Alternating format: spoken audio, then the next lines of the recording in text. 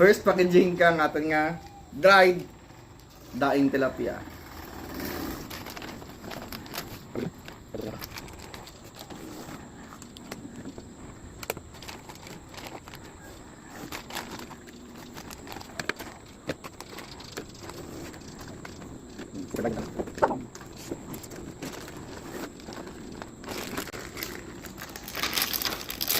I-seal natin seal.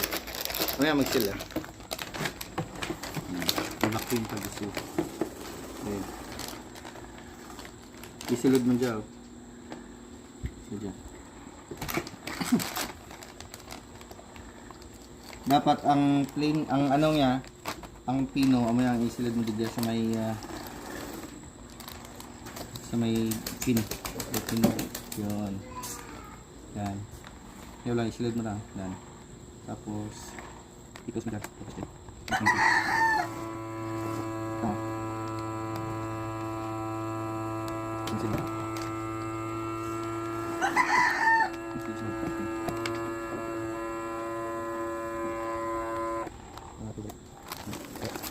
Seal pa namin. Sealed.